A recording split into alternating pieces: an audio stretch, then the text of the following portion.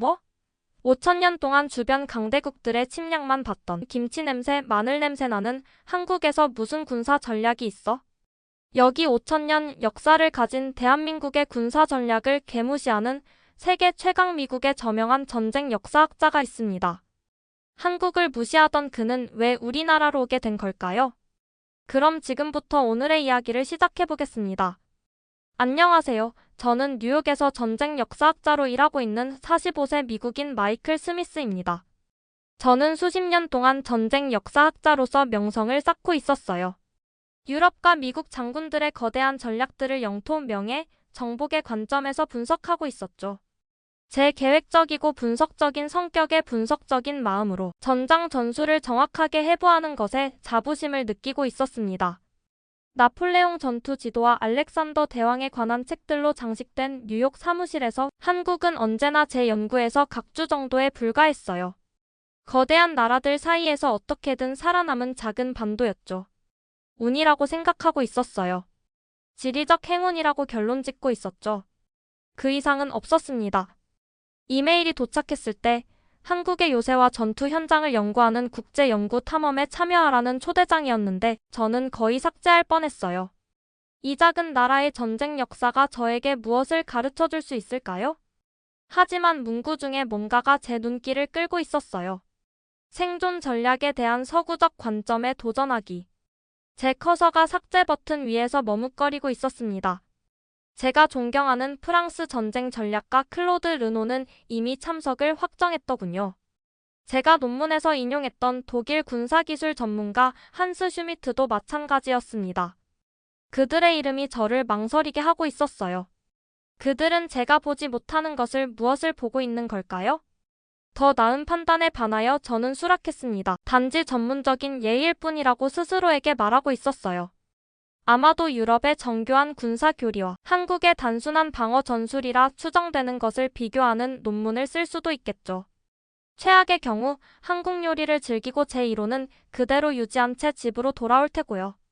그 비행기에 발을 들여놓는 것이 전쟁, 생존, 그리고 국가 회복력의 지표에 대해 제가 믿고 있는 모든 것을 완전히 흐트리게 될 거라고는 전혀 알지 못했습니다. 2주 후 저는 가방을 싸고 있었어요. 제 아파트는 안전하고 친숙하게 느껴지고 있었습니다. 책들이 완벽한 순서로 책장에 놓여 있었어요. 지도들이 벽에 걸려 있었고요. 여기서는 모든 것이 어디에 속해 있는지 알고 있었죠. 이 여행에 대해 확신해? 전화로 누나가 물어보고 있었어요. 너 아시아에 한 번도 안 가봤잖아. 그냥 연구일 뿐이야. 제가 그녀에게 말했어요. 금방 돌아올 거야. 저는 제 여권을 바라보고 있었습니다. 페이지들은 대부분 비어 있었어요. 회의를 위해 런던, 파리, 베를린으로 여행했지만 비엔나보다 더 동쪽으로는 한 번도 가본 적이 없었죠. 한국은 너무 멀고 낯설게 느껴지고 있었습니다. 비행기 출발 전날 밤 저는 한국 역사에 대해 읽으려고 시도하고 있었어요. 페이지 위에 단어들이 함께 흐려지고 있었습니다. 물론 한국 전쟁에 대해서는 알고 있었죠. 미국의 개입 38선에서의 분단. 하지만 고대 한국의 군사 전략? 아무것도 생각나지 않고 있었어요. 책을 덮고 창밖으로 뉴욕의 스카이라인을 바라보고 있었습니다. 높은 건물들이 구름에 닿을 듯이 솟아 있었어요. 여기 모든 것이 단단하고 영구적으로 느껴지고 있었죠. 한국 같은 작은 나라가 저 같은 사람에게 생존에 대해 무엇을 가르쳐 줄 수 있을까요? 곧 제가 모든 잘못된 질문을 하고 있었다는 것을 알게 될 거예요. 그리고 때로는 가장 중요한 교훈이 우리가 가장 적게 기대하는 곳에서 온다는 것도요. 서울 근교의 남한산성에 제 발이 닿는 순간 뭔가 다르게 느껴지고 있었어요. 유럽의 성들이 개인 통치자를 위해 지어진 것과 달리 이 거대한 구조물은 산 전체를 감싸고 있었습니다.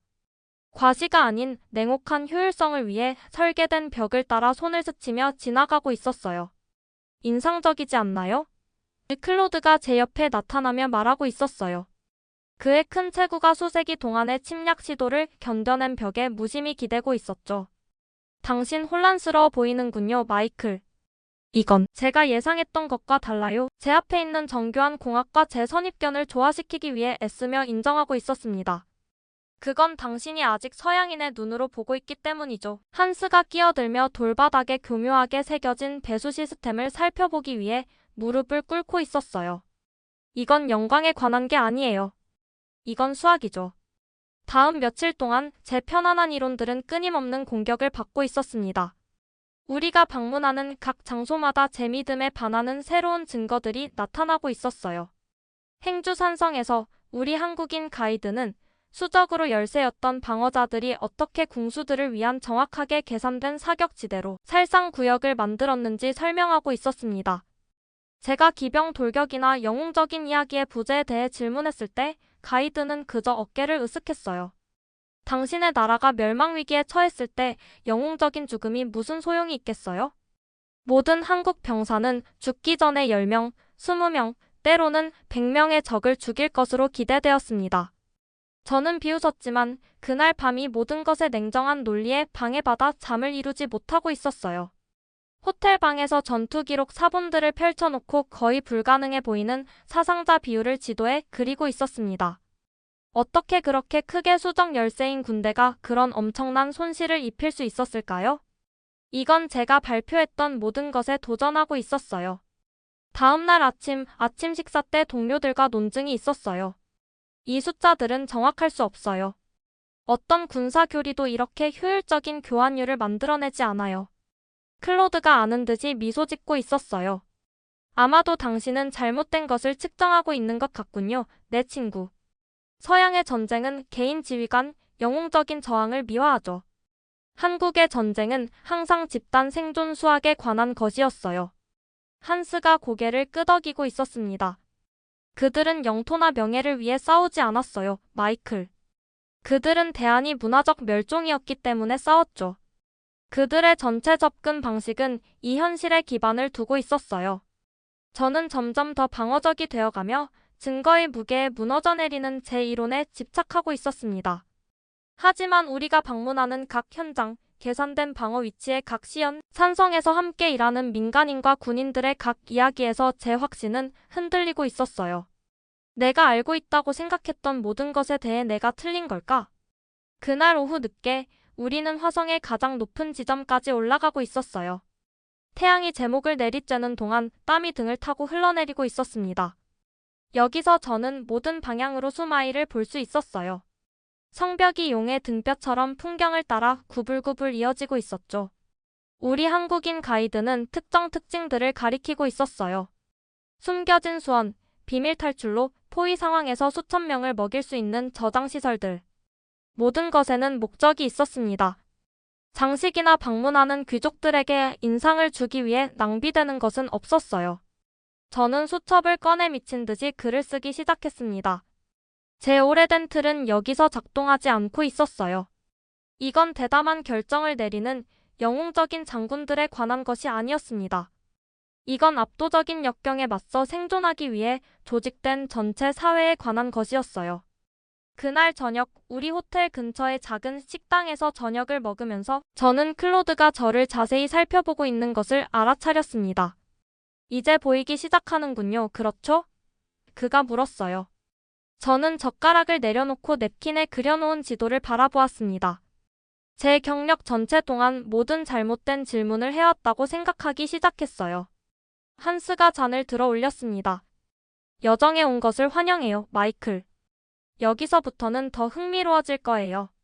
저는 창밖으로 역사를 통해 수없이 침략당했던 땅 위에 세워진 현대 서울 도시를 바라보고 있었어요. 그러나 한국 문화는 살아남았습니다. 그들의 언어는 살아남았죠. 그들의 정체성은 살아남았습니다. 어떻게? 이것이 그날 밤 책과 메모들로 둘러싸여 잠들면서 제 마음에 불타오르고 있는 질문이었습니다. 갑자기 그 메모들이 제가 목격하고 있는 것을 설명하기에 불충분하게 느껴지고 있었어요. 우리 탐험이 2주째 되던 날, 우리는 중요한 장소에 도착하고 있었어요. 이순신 장군이 압도적으로 우세한 일본 함대의 파괴를 지휘했던 해안 포대였습니다. 좁은 해협이 내려다 보이는 절벽에 서서 저는 마침내 제 동료들이 저에게 말하려고 했던 것을 이해하고 있었어요. 이순신은 교환 비율이 적어도 10대 1로 자신의 군대에 유리하지 않으면 결코 교전하지 않았습니다. 우리 가이드가 설명하고 있었어요.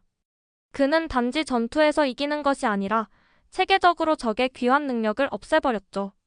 그날 저녁 그 장군을 기리는 작은 박물관에서 저는 유명한 거북선이라는 세계 최초의 철갑선이 전시된 앞에 혼자 서 있었습니다. 이것들은 영광이나 전술적 이점을 위해 만들어진 것이 아니었어요. 이것들은 생존적 문제에 대한 수학적 해결책이었습니다. 어떻게 자신의 손실을 최소화하면서 적의 사상자를 최대화할 것인가. 저는 벤치에 앉아 수첩을 펴놓았지만 비어 있었고 지적인 위기라고 밖에 설명할 수 없는 것을 경험하고 있었어요. 제가 믿었던 모든 것, 제가 학생들에게 가르쳤던 전쟁 이론에 관한 모든 것이 갑자기 편협하고 좁아 보이고 있었습니다. 그날 밤 늦게 우리 연구팀은 지역 식당에 모이고 있었어요. 클로드가 한국 전략에 대한 제 이전의 무시를 언급했을 때 대화는 열기를 띠기 시작했습니다.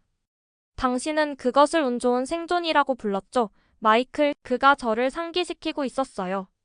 희미한 빛 속에서 그의 파란 눈이 날카롭게 빛나고 있었죠. 그게 아직도 당신의 입장인가요? 저는 자신을 변호하기 시작했지만 문장 중간에 멈추고 있었어요. 증거가 압도적이 되었습니다. 저는 군인들뿐만 아니라 전체 공동체를 위해 설계된 산성들을 생각했어요. 영웅적인 돌격보다는 최대 효율성을 위해 계산된 전투 대형들. 미래의 위협을 방지하기 위한 후퇴하는 적들에 대한 무자비한 추격. 제가 틀렸어요. 저는 마침내 인정하고 있었어요. 그 말을 하는 것이 육체적으로 어려웠습니다. 저는 완전히 잘못된 지표를 측정하고 있었어요. 이건 단지 전쟁이 아니라 집단 생존 경제학이에요. 한스가 잔을 들어 올렸습니다. 서양 군사 낭만주의를 넘어선 현실에 온 것을 환영해요, 내 친구. 그날 밤은 제 시련이 되었습니다. 소중히 여겼던 이론과 전문적인 자존심을 고통스럽게 벗어던지는 밤이었어요. 하지만 그 지적인 죽음 속에서 재탄생의 가능성이 오고 있었습니다. 다음 날 아침 저는 일찍 일어났어요. 어젯밤에 마신 막걸리 때문에 머리가 약간 아프지만 제 마음은 이상하게도 맑게 느껴지고 있었습니다. 호텔 방의 커튼을 열고 현대적인 서울 위로 해가 뜨는 것을 지켜보고 있었어요. 한때 고대 요새가 있던 자리에 반짝이는 고층 건물들이 서 있었습니다. 전화기를 꺼내 출판사와 예약했던 화상회의를 취소하고 있었어요. 제가 쓰려고 계획했던 책은 이제 민망할 정도로 잘못된 것 같았습니다. 어떻게 내가 더 이상 믿지 않는 이론을 출판할 수 있을까요? 대신 저는 우리 호텔 근처의 작은 커피숍으로 향했어요. 옆에 김이 모락모락 나는 커피 한 잔을 놓고 노트북에 새 문서를 열어 글을 쓰기 시작하고 있었습니다. 계획했던 책이 아니라 완전히 새로운 것이었어요. 생존 수학과 국가 회복력에 관한 것. 전쟁에서 성공을 측정하는 다른 방법에 관한 것. 아이디어가 쏟아지면서 제 손가락이 키보드 위를 날아다니고 있었어요. 제가 알아차리지 못한 채 몇 시간이 흘러갔습니다. 정오에 클로드가 저를 그곳에서 발견했을 때 제 커피는 차갑게 식어 있었고 저는 거의 30페이지를 써내려가고 있었습니다. 영감을 찾았군요. 그가 물으며 제 맞은편에 앉고 있었어요. 저는 고개를 끄덕였지만 제가 느끼고 있는 명료함을 완전히 설명할 수 없었습니다. 마치 흑백으로만 보던 인생에서 처음으로 색깔을 보는 것 같았어요. 그날 오후 우리는 한때 한국 농부들이 단순한 무기로 전문적인 중국 기병 부대를 무찔렀던 작고 거의 잊혀진 전장을 방문했습니다. 진흙투성이 들판에 서서 저는 그것을 운 좋은 승리가 아니라 생존 수학에서 신중하게 실행된 문제로 보고 있었어요. 예전에 마이클 스미스라면 이곳을 무시했을 겁니다. 새로운 마이클은 마침내 전체 민족이 역사에서 사라지기를 거부한다는 것이 무엇을 의미하는지 이해하며 조용히 존경심을 표하고 서 있었어요. 우리 탐험의 마지막 한 주는 계시의 여정으로 변하고 있었어요. 선입견에서 벗어나 이전에 놓쳤던 패턴들을 보기 시작하고 있었습니다. 모든 현장에서 더 이상 무시하지 않고 흡수하며 한국 전략의 타당성이 아니라 제 관점의 한계에 대해 질문하고 있었어요. 진주성에서 수적으로 크게 열세였던 한국군이 3만 명이 넘는 일본군을 물리친 곳에서 저는 군사적 효율성을 분석하는 새로운 틀을 스케치하고 있었습니다. 영토 획득이 아닌 생존 필수 요소를 고려한 틀이었어요. 이것 좀 봐요. 저는 클로드와 한스에게 노트북을 보여주며 말하고 있었어요. 만약 우리가 군사적 성공을 통제된 영토나 이긴 전투가 아니라 교환 비율과 문화 보존 측면에서 재구성한다면 전쟁의 전체 역사는 다른 의미를 갖게 됩니다. 클로드가 승인하듯 고개를 끄덕이고 있었어요. 이제 당신은 영광을 넘어 생존에 대해 생각하고 있군요. 한국인들은 명예와 같은 추상적인 개념을 위해 싸울 여유가 없었어요. 한스가 덧붙이고 있었습니다. 모든 전략, 모든 요새, 모든 무기는 한 가지를 위해 최적화되었죠. 다음 세대가 여전히 한국어를 말할 수 있도록 보장하는 것. 우리 탐험이 마무리되면서 저는 새로운 도전에 직면하고 있었어요. 어떻게 이 지식을 제 학문 세계로 가져갈까요? 제 이전 출판물들이 갑자기 부끄러울 정도로 제한적으로 느껴지고 있었습니다. 군사 이론에 관한 제 강의가 이제는 서구적 편향으로 가득 차 있는 것 같았어요. 마지막 저녁, 전통 식당에서 서울의 현대적인 스카이라인을 내려다보며 저는 제 동료들과 딜레마를 나누고 있었습니다. 저는 이제 근본적으로 결함이 있다고 보는 이론들에 제 경력을 쌓아왔어요. 저는 인정하고 있었어요.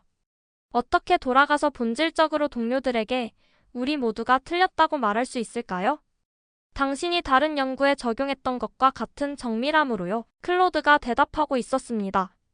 데이터는 스스로 말하죠. 한스가 웃고 있었어요. 당신의 미국 대학들은 혁신을 좋아하지 않나요? 글쎄요, 당신은 그들에게 진정으로 새로운 것을 가져다 주고 있어요. 저는 잔을 들어 올렸습니다. 새로운 눈으로 보는 것에 건배. 그날 밤 늦게 저는 내일 귀국 비행기를 위해 가방을 싸고 있었어요. 제 여행 가방은 이제 책, 메모, 사진들로 가득 차서 더 무거워졌습니다. 하지만 가장 무거운 무게는 제가 배운 것을 공유해야 한다는 책임감이었어요. 저는 호텔 침대 가장자리에 앉아 제 노트북으로 글을 쓰고 있었습니다. 페이지마다 새로운 아이디어, 계산, 이론들로 가득 차 있었어요. 옛 마이클 스미스라면 이러한 패턴들을 무시하거나 예외로 치부했을 겁니다. 새로운 마이클 스미스는 이것들을 전쟁에 대한 완전히 다른 이해의 기초로 보고 있었어요. 창가에 서서 저는 서울의 도시 불빛을 바라보고 있었습니다. 역사를 통틀어 수많은 침략군들이 제가 서 있는 곳에 서 있었죠. 그들은 압도적인 수로 와서 승리가 확실하다고 확신했어요. 그들은 자신들이 진정으로 직면하고 있는 것이 무엇인지 이해하지 못했습니다. 아침이 되자 맑은 하늘이 우리 연구팀이 공항에서 마지막으로 모이는 동안 펼쳐지고 있었어요.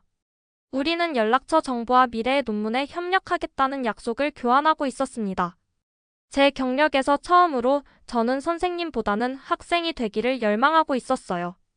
비행기에서 우리가 한국 땅에서 이륙하면서 저는 노트북을 열고 글을 쓰기 시작했습니다.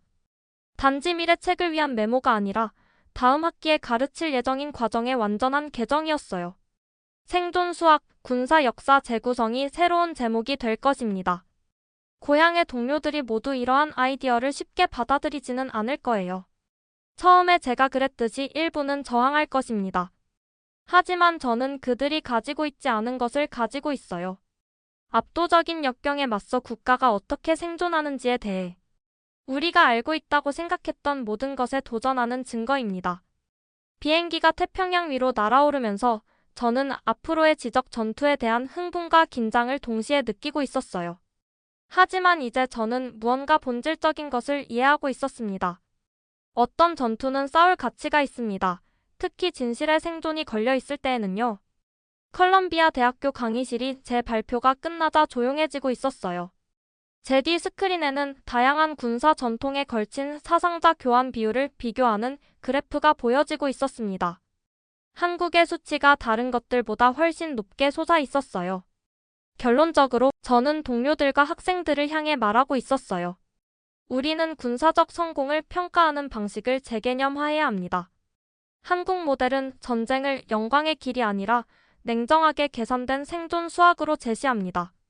그들의 전략은 원시적이거나 운이 좋은 것이 아니었어요. 그것들은 궁극적으로 중요한 유일한 지표를 위해 정확하게 최적화되었습니다. 당신의 문화가 내일도 존재하도록 보장하는 것.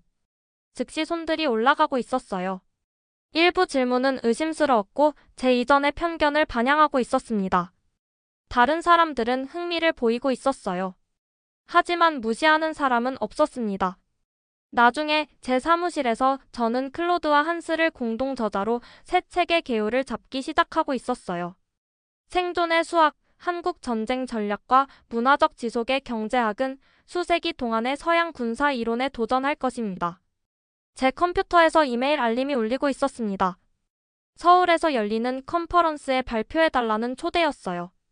제가 한때 자신있게 헤쳐나갔던 학문적 세계가 이제는 겸손함과 신선한 호기심으로 탐험할 새로운 영역이 되어 있었습니다.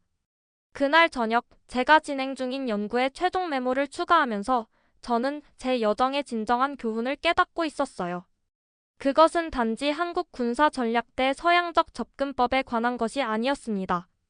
그것은 자신의 경험에 맞게 설계된 기준으로 다른 사람들을 측정하는 위험성에 관한 것이었어요.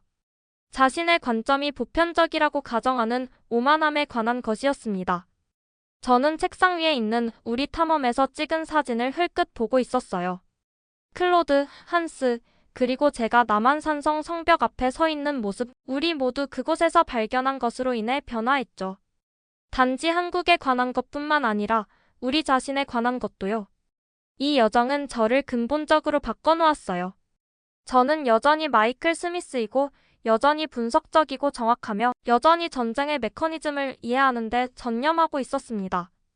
하지만 이제 저는 다른 눈으로 보고 있었어요. 저는 생존 자체가 가장 정교한 전략이라는 것을 배웠습니다. 그리고 때로는 가장 큰 지혜가 그들의 존재 자체가 다른 이들보다 더 신중하게 계산할 것을 요구했던 사람들로부터 온다는 것을요. 그리고 그것이야말로 결국 역사가가 발견하기를 바랄 수 있는 가장 가치 있는 지식 아닐까요? 일주일 후 저는 학부 수업 앞에 서서 제가 한때 가지고 있던 것과 같은 제한된 관점을 배웠던 열정적인 젊은 마음들을 마주하고 있었어요. 오늘은 달랐어요. 오늘 그들은 제가 배운 것을 배우게 될 것입니다. 교과서 94페이지를 펴보세요. 저는 그들에게 말하고 있었어요. 이제 영웅적 전쟁에 관한 전체 섹션의 줄을 그어 지워주세요. 그들의 눈이 커지고 있었습니다. 일부는 긴장하며 웃고 있었어요. 다른 사람들은 혼란스러워 보였죠. 하지만 그들 모두 주의를 기울이고 있었습니다. 겉에서 보면 평범해 보였지만 올바른 순서로 열어야만 드러나는 5개의 숨겨진 칸막이가 들어 있었습니다. 이것이 저는 상자를 들고 말하고 있었어요. 한국 군사 전략입니다. 외부에서 보면 단순해 보일 수 있어요. 하지만 각 층은 더 깊고 더 본질적인 무언가를 보호하고 있죠. 저는 칸막이를 하나씩 열기 시작하며 각각이 생존 수학의 다른 측면을 나타내는 방식을 설명하고 있었습니다. 학생들은 자리에서 앞으로 몸을 기울이고 있었어요. 수업 후 한 젊은 여성이 제 책상으로 다가오고 있었습니다. 스미스 교수님, 이것은 제가 군사 역사에 대해 알고 있다고 생각했던 모든 것을 바꿔놓아요. 저는 이순신 장군의 해전 전장을 내려다보던 절벽에서의 제 자신의 깨달음의 순간을 기억하며 미소 짓고 있었어요. 그것이 바로 요점이에요. 그날 밤 저는 한국에서 온 소포를 받고 있었습니다. 안에는 우리 가이드가 영어로 꼼꼼하게 번역한 고대 군사 매뉴얼이 들어 있었어요. 첨부된 메모에는 이렇게 적혀 있었습니다. 마침내 보는 법을 배운 교수님을 위해. 저는 그것을 조심스럽게 제 책장에 놓고 있었어요. 새로운 책들이 보통 놓이는 끝부분이 아니라 시작 부분에요. 왜냐하면 이 지식이 바로 그런 것이기 때문이었습니다. 이해의 정점이 아니라 그 기초였어요. 내일 저는 새 책의 첫 장을 쓰기 시작할 거예요. 하지만 오늘 밤 저는 단순히 제가 배운 것과 함께 앉아 있었습니다. 제 확신을 깨뜨리고 그것을 훨씬 더 가치 있는 것으로 대체한 여정에 감사하며